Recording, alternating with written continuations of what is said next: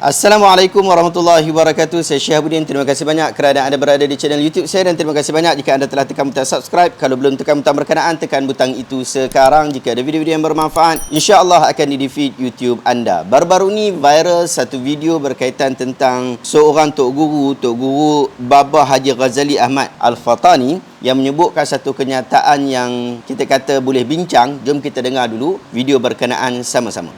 Bila masalah jadi celaru begini, dia pada asal lagi kita ni tidak ditutup, kita kembali kepada Al-Quran dan Al-Hadis terus. Boleh saya buat ayat, kalau kita orang awam kembali kepada Al-Quran dan Al-Hadis terus, wajib sesat. Tentu kita sesat. Wajib sesat. Tidak betul kenyataan yang mendakwa orang awam yang mahu kembali kepada Al-Quran dan As-Sunnah dituduh sebagai sesat, ataupun dituduh yang tadi itu wajib sesat, seperti mana yang diperkatakan oleh Baba berkenaan. Bahkan kita memang disuruh untuk kembali kepada Al-Quran dan As-Sunnah yang menjadi ajaran kepada baginda Nabi SAW. Itu tanda kasih dan cinta kita kepada baginda Nabi SAW.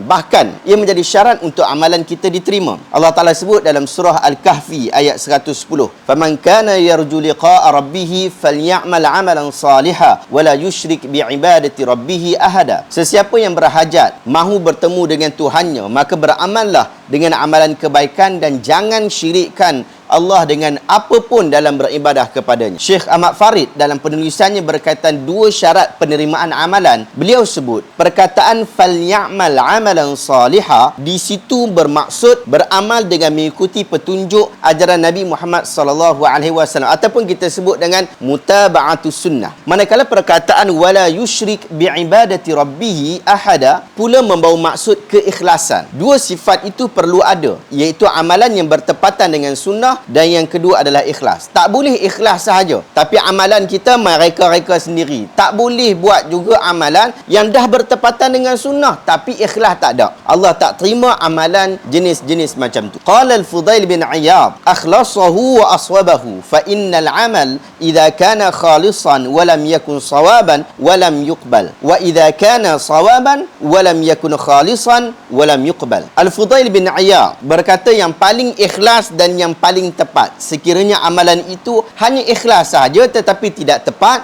maka tidak diterima. Demikian juga kalau ia bertepatan dengan sunnah tetapi tiada keikhlasan, maka ia tetap tidak diterima. Demikianlah agama ini. Ia tidak hanya mengajar kulit sahaja, ia juga mengajar tentang isi. Ia mengajar tentang hukum zahir, ia juga mengajar berkaitan tentang hukum batin. Para ulama kita sangat memahami hal ini. Mereka faham bahawa kita semua perlu kembali kepada Al-Quran dan As-Sunnah. Maka apabila wujud beberapa perkara yang mengelirukan, mereka memberikan penjelasan dan berusaha memandaikan umat dengan petunjuk Al-Quran dan As-Sunnah ajaran Nabi SAW.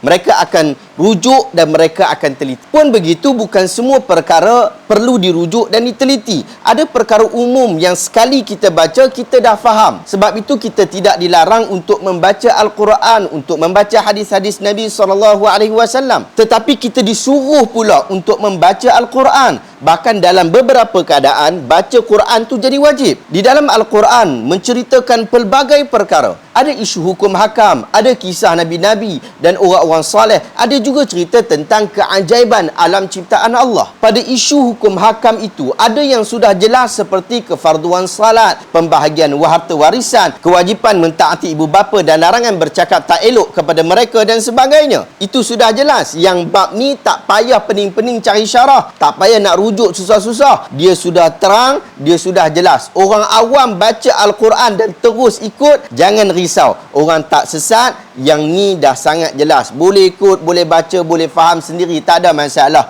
Tak ada tok guru besar ajak pun tak ada masalah. Itu basic sangat, Quran sebut dah cukup terang. Pun begitu, ada sebahagian ayat Al-Quran yang perlu kepada penjelasan disebabkan isu-isu teknikal di dalam proses pendidikan, seperti hukum memakai tudung, menyentuh Al-Quran, waktu berbuka puasa dan sebagainya. Al-Quran dia tak detailkan, tetapi sebahagiannya ada pendetilan pada hadis-hadis Nabi SAW, maka keperluan para ulama untuk merujuk hadis-hadis Nabi SAW yang menuju ke arah itu. Sebab itu pada bahagian yang kritikal ini, kita sangat memerlukan kepada para ulama, ustaz-ustaz kita di dalam kerja menerangkan isu-isu teknikal yang tidak dikuasai oleh orang awam. Bahkan menariknya, sebahagian ayat Al-Quran itu yang mengetahui detailnya adalah orang awam yang berkeahlian dalam bidang-bidang tertentu. Boleh jadi alim ulama pun tak mampu untuk memahami dan memberikan kefahaman secara detail seperti mana orang awam yang ahli dalam bidang berkenaan. Sebagai contoh, sebahagian ayat Al-Quran dia cerita tentang apa yang berlaku dalam perut ibu mengandung. Dalam surah Al-Alaq ada cerita tentang hal berkenaan. Padahal waktu ayat itu diturunkan pada zaman Nabi Muhammad SAW,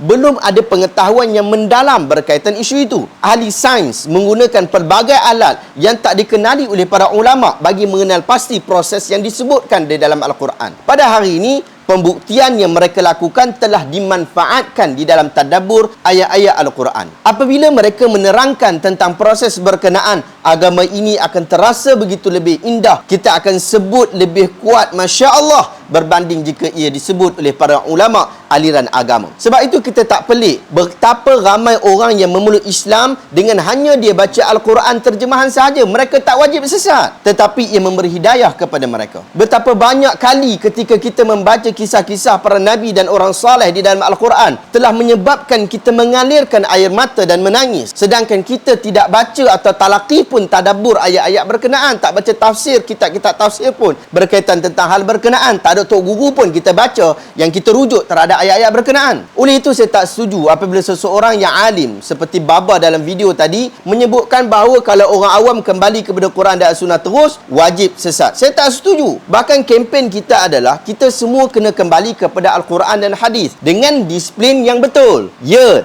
dengan disiplin yang betul. Sebab kalau tak berdisiplin, ustaz dan ustazah pun boleh merapu ketika mengajak tentang agama. Sebab tu dakwaan merapu seperti meminta kepada wali naubah, minta cincin gaib daripada alam bunian, ajak mandi safar, penyelewengan dalam memahami hadis, salah faham berkaitan tentang sihir dan sebagainya. Ini semua datang daripada so-called ustaz dan ustazah, bukan datang daripada orang awam. Sebab tu kita minta semua orang untuk berdisiplin, kembali kepada Al-Quran dan Sunnah dengan disiplin. Ustaz ustazah itu tahu bahawa setiap ajaran agama ini tak boleh dibuat-buat. Ia pasti boleh dibuktikan daripada Al-Quran dan Sunnah. Tetapi kenapa bila kita tanya tentang dalil, mereka kata tak boleh tanya dalil? Itu tandanya mereka tak berdisiplin, mereka tengah goreng. Kalau mereka berdisiplin, mereka akan tahu bagaimana para ulama kita berhujah. Ayat Al-Quran apa yang disandarkan, hadis mana yang dirujuk, kefahaman ulama mana yang mereka kupas. Saya juga tak setuju jika orang awam sewenang-wenangnya memberikan pandangan terhadap agama, siap jawab hukum hakam dan berikan fatwa macam hang dah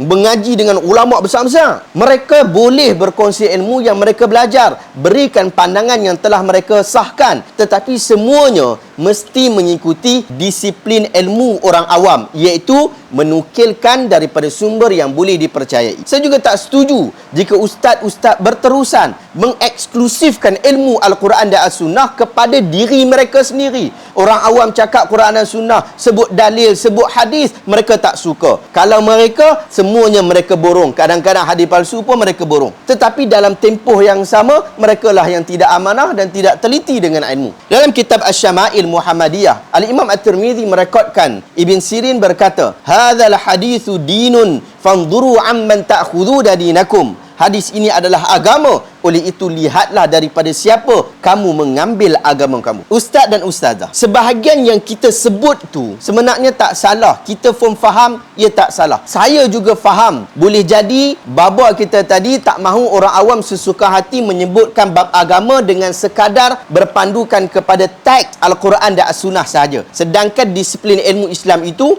bukanlah sekadar ambil dan nukil daripada teks Al-Quran semata-mata, tetapi disiplinnya ialah mengkaji dan merujuk kefahamannya berdasarkan kepada penelitian para ulama yang muktabar sebagai jalan untuk berhati-hati supaya tidak tersilap dalam memberikan fatwa. Pun begitu, saya memberikan sedikit nasihat. Berhati-hatilah kita dalam memilih kata-kata. Jangan main sebut saja kenyataan yang berada di tepi jurang. Jangan disebabkan salah memilih perkataan makin menjerumuskan masyarakat ke lembah kekeliruan. Dan yang paling kita bimbangkan adalah kata-kata yang menghumbankan diri kita ke dalam neraka Allah Azza wa Jalla wa a'yadzu billah. Ingatlah sabdaan Nabi SAW, innal abda la yatakallamu bil kalimati min ridwanillah ma yulqi laha balan yurfa'u lahu biha darajat wa innal abda la yatakallamu bil kalimati min sakhatillah la yulqi laha balan yahwi biha fi jahannam. Seorang hamba, dia berbicara dengan satu perkataan yang mengundang keredaan Allah dan dia tidak menyangka bahawa perkataannya itu akan mencapai darjat yang begitu tinggi. Dia ingat biasa saja. Maka dengan sebab perkataan itu Allah Ta'ala mengangkat darjat dia. Manakala ada seorang hamba lagi berbicara dengan satu perkataan yang mengundang kemurkaan Allah dan dia tidak menyangka sebelumnya bahawa perkataan itu akan menghinakan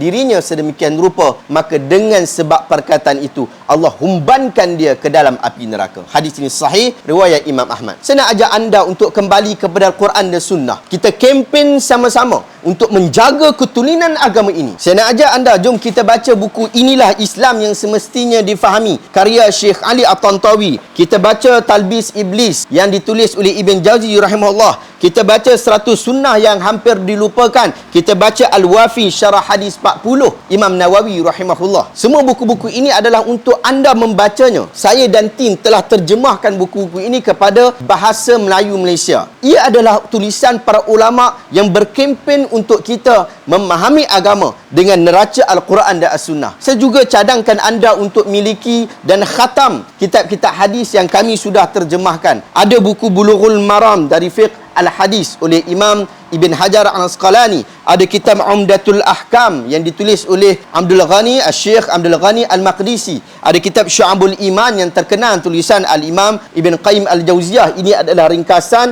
yang diringkaskan oleh Al-Imam Umar bin Abdul Rahman Al-Qazwini yang meninggal pada tahun 699 Hijriah. Dan ada juga buku Asy-Syama'il Muhammadiyah yang ditulis oleh Imam At-Tirmizi. Dan one and the only terjemahan lengkap dalam bahasa Melayu Malaysia yang anda boleh beli secara online, Sahih Al-Imam Al-Bukhari. Anda dapatkan buku-buku ini. Semua buku-buku ini diterjemahkan adalah untuk panduan orang awam, bukan untuk ustaz-ustaz. Kalau untuk ustaz-ustaz, jangan berpada dengan buku-buku ini sahaja. Anda pergi beli buku asal dalam bahasa Arab, baca dan syarah untuk orang awam yang tak reti dan tak faham bahasa Arab, serta kajian-kajian hadis berkaitan tentangnya. Semoga akhirnya berjayalah projek kita memandaikan umat dengan ilmu. Wallahu ta'ala alam. Adakah anda dapat sesuatu ilmu yang bermanfaat pada hari ini? Jika anda rasa video hari ini bermanfaat, tekan butang share. Semoga orang lain juga mendapat manfaat yang sama. Terima kasih banyak. Assalamualaikum warahmatullahi wabarakatuh.